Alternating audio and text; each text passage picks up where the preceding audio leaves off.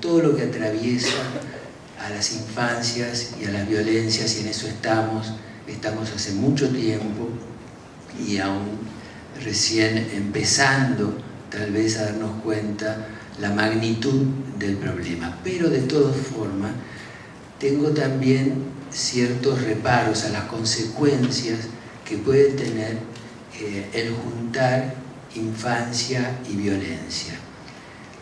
Reduciendo mucho las cosas, vengo, como todos nosotros, de la experiencia de saber cómo en el imaginario social se instalan clases peligrosas. Los jóvenes desempleados, los jóvenes drogadictos, los jóvenes villeros, se han constituido y circulan por el imaginario social como jóvenes violentos, potencialmente ponen en riesgo a la gente decente, y por lo tanto, en la medida que es convalidado y si hay un consenso con respecto a esto, se empiezan a justificar todas las medidas que corresponden a leyes muy estrictas, a bajar el nivel de inimputabilidad y a generar mano dura, represión, porque ya previamente se han constituido en un peligro. Cuando empieza a bajar los casos, la edad de los casos que se plantean a través de los medios de comunicación de jóvenes violentos y empiezan a ser niños, los niños violentos, eso a mí me pone la piel de gallina, porque en general supone convalidar que ya no solo son los jóvenes, sino también son los niños peligrosos, los que ponen en riesgo, y es el caso concreto de cuando aparecen los niños asesinos, ¿no? Esas experiencias de niños asesinos que, por supuesto, supone nuevamente que debemos cuidarnos de ellos, debemos cuidar a nuestros niños de esos niños, porque están habitados por una violencia que puede ponerlos en riesgo y que los constituye como un peligro. El segundo tema que me gustaría plantear entonces, y siguiendo un poco lo que traía Ricardo, ya no es solamente el temor de qué estamos haciendo cuando damos por sentado que infancia y violencia vienen juntos. Estamos haciendo también algo, no solo estamos visualizando una realidad, sino que estamos generando una ideología que tiene a los niños como destinatarios, a la figura como los pibes y las pibas circulan por el imaginario social. El segundo tema que quería plantear era que efectivamente hay las violencias, y me parece muy bien el hablar de violencias en general, hay violencias y violencias, y podría decir que hay violencias buenas y que hay violencias malas. Hay violencias necesarias y hay violencias que sobran. Me parece que muchas veces yo me pregunté, y sobre todo viendo pibes, cómo se le arma en la cabeza a los pibes esta especie de estado de opinión, de ofensiva educativa que tiende a satanizar la violencia, que tiende a tratar de convencer a los chicos que tienen que organizarse en función de una filosofía de paz y amor, y al rato le hacen cantar la marcha San Lorenzo, le muestran a San Martín con el sable corvo, que se sabe que no lo tenía de adorno. Entonces, me parece que es muy difícil poder ponerse en la cabeza de un pibe a quien se le dice que el amor a la patria es el odio al enemigo, y que ese odio es un odio legítimo,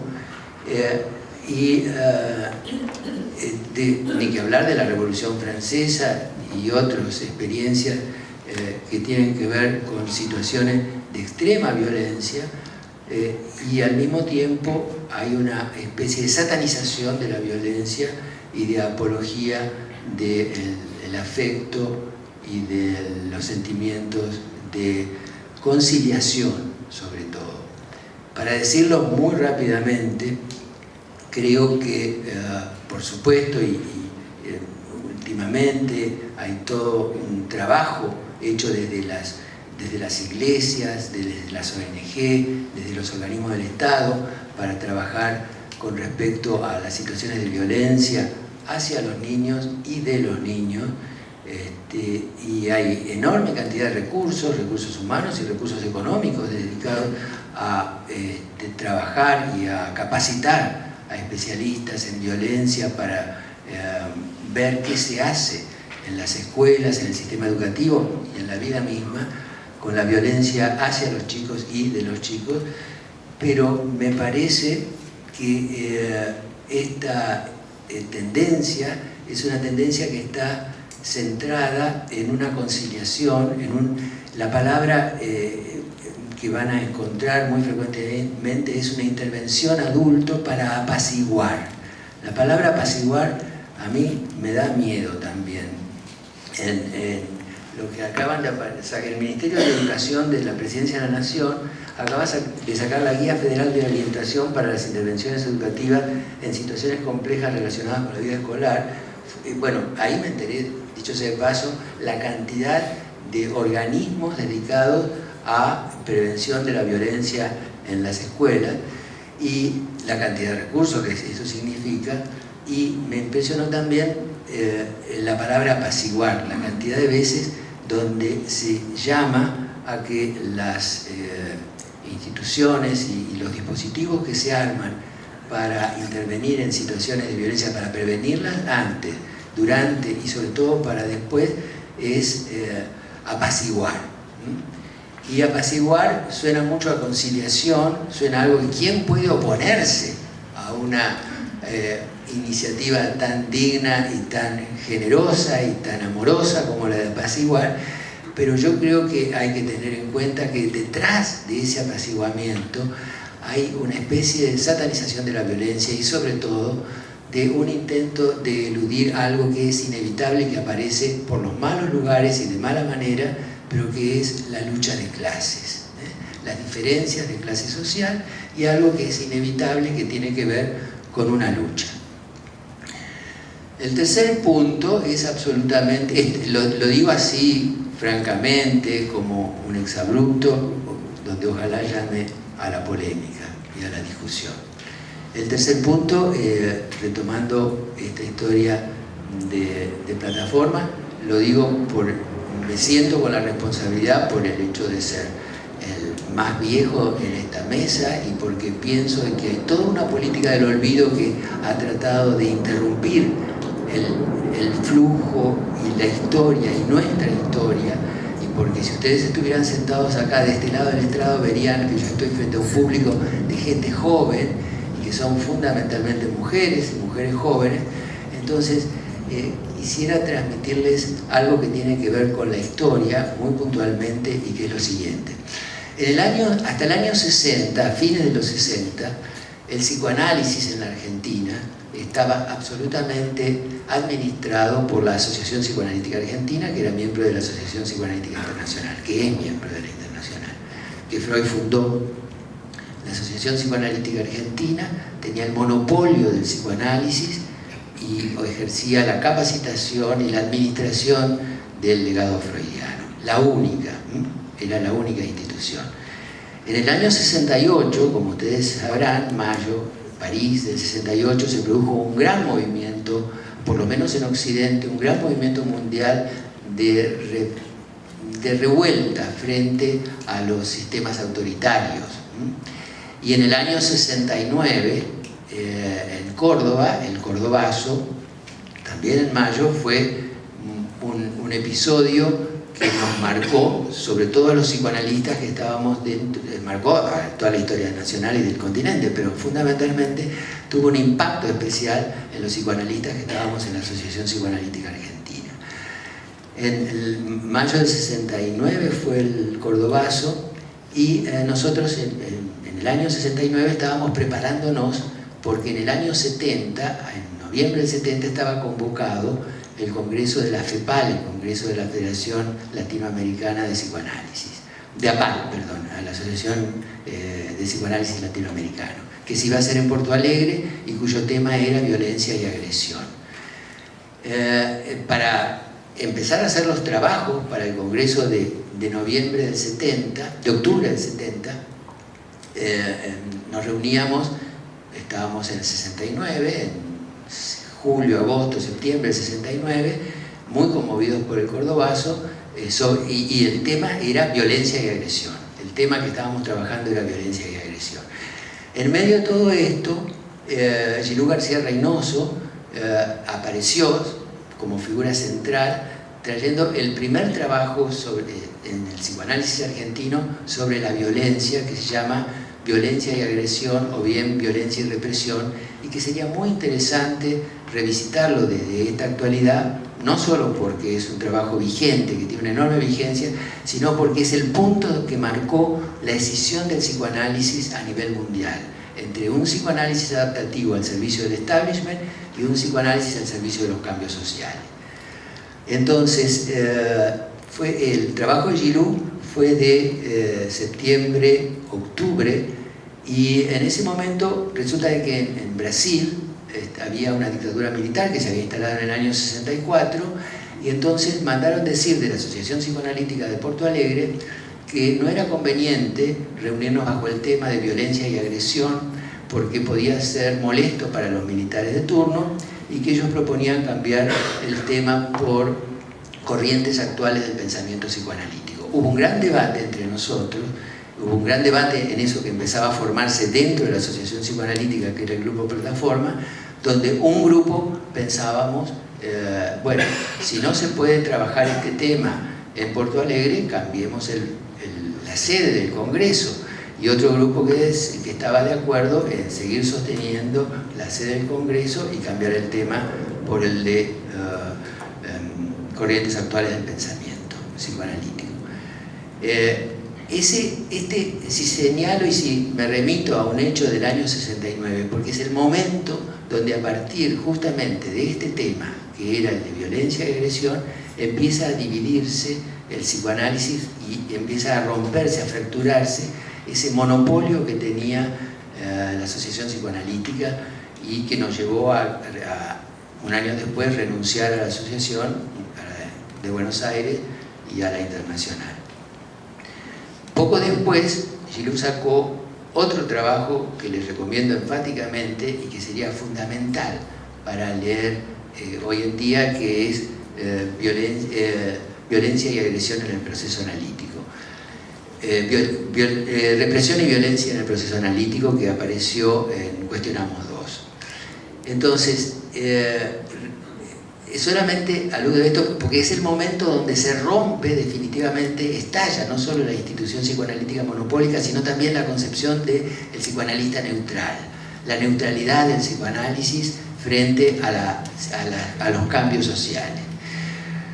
El otro dato histórico que me gustaría también incluir acá, porque es parte del inicio del psicoanálisis de niños en la Argentina, es un trabajo que Arminda Verasturi publicó en el año 55 y que se debe al siguiente. En esa época, año 55, los inicios del psicoanálisis de niños en Argentina, era muy técnicamente aprobado y casi diría impuesto que las sesiones de psicoanálisis de niños eran con los niños, y que los padres eran lo más molesto que había, y que eran muy invitados a no participar de las sesiones y a evitar ser incluidos en los tratamientos con los pibes. En el año 55 apareció una noticia que conmovió a la opinión pública, y es que un niño de 4 años había asesinado a su primito de meses en la cunita, rompiéndole la cabeza con un frasco y poniéndole en la boca un tapón de algodón. Esta noticia había sido muy difundida, y entonces el juez que intervino en la causa y el doctor Mario Kurland del Hospital de Niños mandaron al niño de 4 años, le sugirieron a los padres que consultaran con Arminda Verasturi. Arminda recibió al chico, recibió a los padres, y el relato personal que me hizo ella de la primera sesión fue muy interesante, porque en ese momento, como les decía, los niños no entraban a la sesión con con los padres, pero ella abrió la puerta y entró el pibito de 4 años con el papá y los dejó entrar. Tenía ella un cajón de juegos, tenía un arenero, tenía un dispositivo en su consultorio y resulta de que, ¿qué pasó? Que también tenía una pelota y entonces ella, como buena psicoanalista, se mantuvo lo más abstinente posible y vio que el niño agarró la pelota y se la pasó al papá. El papá, con la pelota en la mano, se la pasó al niño. El niño se la volvió a pasar al papá, el papá se la volvió a pasar al niño y ella hizo una interpretación genial que es: me parece que ustedes están pasando la pelota. Y el que tenía, que fue una gran verdad a nivel literal y a nivel metafórico, porque efectivamente el progreso posterior en el tratamiento llevó a entender que ese crimen que había cometido el pibito de 4 años había sido inducido por la rivalidad no resuelta del padre, de los padres, fraterna, del padre del pibito con el asesino, con el padre del pibito muerto. Quise traer estos dos casos simplemente por lo siguiente: en el origen del psicoanálisis argentino, del psicoanálisis de niños, está la violencia en los niños, de los niños. Hay un niño asesino, el caso de un niño asesino y de un niño asesinado. Y en el origen también, por lo menos en lo que fue el momento significativo del cambio de paradigma psicoanalítico, en los años 70, está también estos trabajos de Giroux García Reynoso que no, ¿cómo decirlo?, que no se encuentran en la metrópoli, que no están ni en Francia, ni en París, ni en Los Ángeles, ni en Nueva York, ni en Londres. Bueno, lo último que acaba de mencionar el doctor Wojnowicz me hizo recordar aquella frase de Borges: la historia universal podría resumirse en la entonación de algunos mitos universales. Pareciera ser que quizás estemos destinados a repetir o a entonar de alguna manera la preocupación por los niños en el centro. Y ahí va un centro para el doctor Rodolfo. Y la pregunta sería si hoy por hoy la insistencia que tenemos en tratar a los niños en el centro de nuestras preocupaciones, digo, del psicoanálisis en la cultura, en la comunidad, es una propuesta centrada, digamos, o si debiéramos considerarla hacia los lados o radialmente. Digo, los niños en el centro, ¿cómo quedan compaginados como concepto con aquello de no hay que ubicar nada en el centro de Winnicott, y que esto también sigue? Por otra parte, ubiqué algunas cuestiones en torno al otro monstruoso, al otro como monstruo que Jorge mencionaba, y en lo que hace al doctor Wojnowicz a la idea de violencias necesarias y violencias que son excesos. Y entre todas estas preguntas, el conjunto sería: ¿qué de esto ustedes podrían direccionar como posible hilván sobre la construcción de la subjetividad atravesada por las violencias?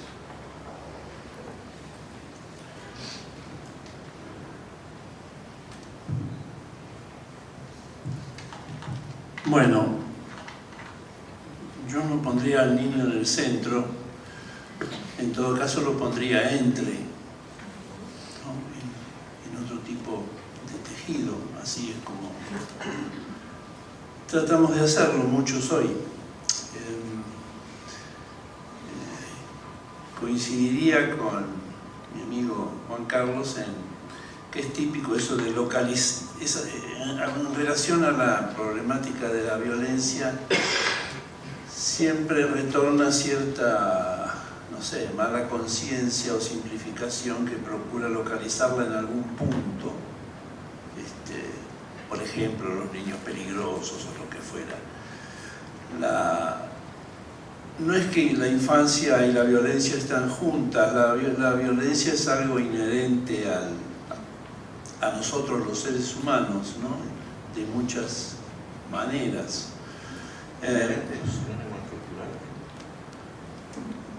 No me gusta mucho la palabra estructural. Prefiero decir, inherente, por lo pronto, hay un punto biológico, si queremos decirlo así, una facilitación biológica. Nosotros, como especie, a diferencia de muchas otras, no tenemos una regulación automática biológica de la violencia, lo cual, por otro lado, tiene que ver con el salto prodigioso de nuestra especie. Me parece que la violencia está siempre hay que tomarla paradójicamente, ¿no? Porque según cómo se lo mire, aparece allí lo mejor o lo peor, o lo mejor y lo peor. Winnicott respondía a una pregunta de por qué juegan los niños con una respuesta aparentemente simple. Aparentemente. Porque les gusta. Bueno,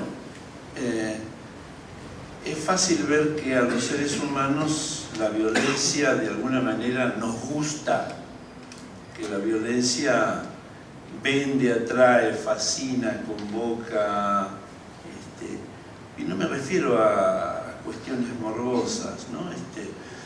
Yo hace tiempo vengo siguiendo un hilo que hoy traje aquí, que es muy emborrador, pero lo que se habló de la APA viene a cuento. Sería un ejemplo de esto.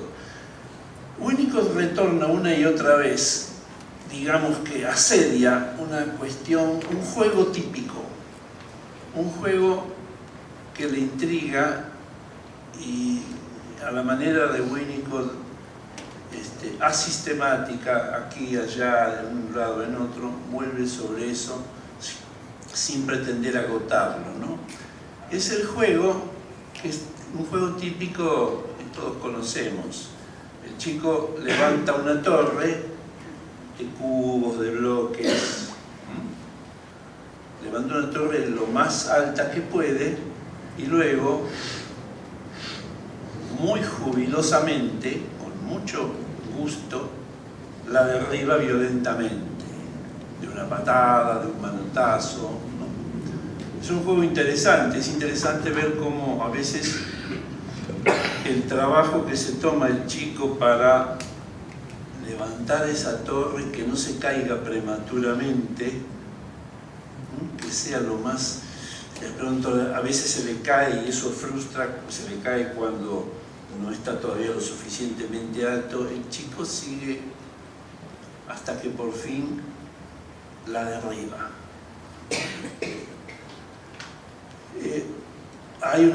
Es una especie de un gozo muy particular el que ahí se procura, y es muy importante allí lo que dice Winnicott, que esta es una agresividad, una violencia sin cólera.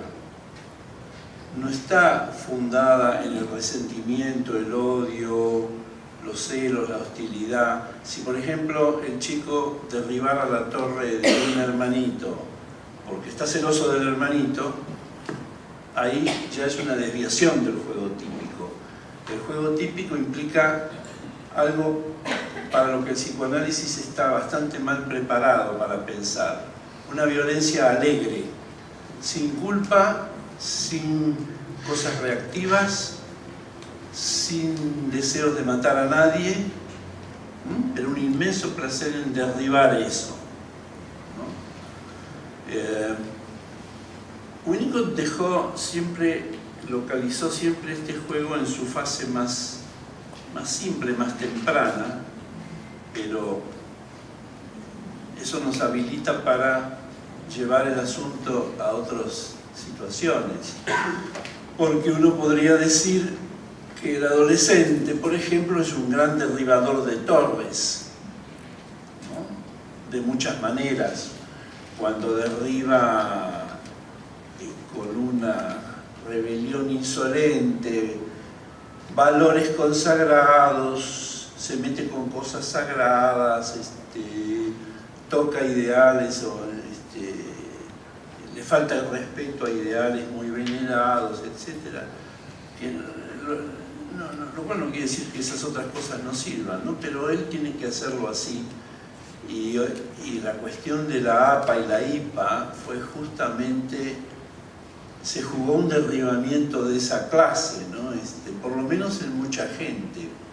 Porque si alguien quisiera derribar la torre de la IPA porque no lo eligieron presidente y está resentido por eso, porque se le negó poder, no sería el ejemplo de Winnicott el que valdría para pensarlo. Pero si alguien lo hace para crear, es otra cosa. Winnicott apunta hacia allá sus cañones. Derribar la torre, dice él, que se tiene que producir sin inhibiciones, porque sería muy grave que se inhibiera, y a veces vemos chicos inhibidos, chicos que se muere de ganas el chico, nos consulta con la mirada, pero no se atreve a derribarla. Derribar la torre es como la condición de posibilidad, esta potencia para derribar va a ser la condición de posibilidad de una creación responsable, dice Winnicott, socialmente valiosa, pero no reactiva, no hecha para reparar una culpa. Es una manera muy poco, a diferencia de Melanie Klein, es una manera muy poco o muy no cristiana que Winnicott tiene de plantear el asunto, ¿no? Hay que decir que Winnicott tiene una simpatía hacia la violencia y que califica de sentimental toda teoría de la subjetividad que pretenda basarse en cosas tales como amor y paz, digamos, toda teoría de la subjetividad que pretenda minimizar la violencia o erradicar la violencia como algo malo, indeseable, etc. Entre otras cosas porque dice que esto lleva a una violencia reactiva que sí es muy negativa, ¿no? Que sí tiene mucho que ver con una destrucción poco que no va a llevar a ninguna creatividad, ¿no?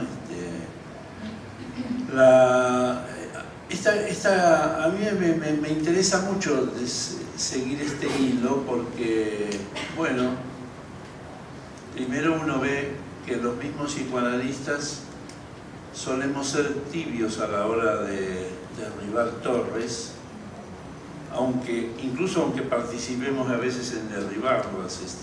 Por eso venía bien el recuerdo de aquel momento histórico, ¿no? Después porque la clínica, en la clínica este modelo del derribamiento, Winnicott nos recuerda además que la torre, por un lado, tiene para el psicoanálisis clásico una significación fálica, evidente, pero también añade, como cosa muy importante, que la torre remite a algo más que está antes que lo fálico, que es la bipedestación. La importancia del acto de bipedestación, de la posición erecta, ¿no? Hay todo un juego muy rico allí en este despliegue y en toda la dimensión política que esto toma, ¿no? Uno diría que es un primer acto político del niño en la medida en que es algo de una jerarquía alto-bajo se desploma, y en la adolescencia en la adolescencia y en otros momentos de la vida eso se va a resignificar muy poderosamente, ¿no? de muchas maneras.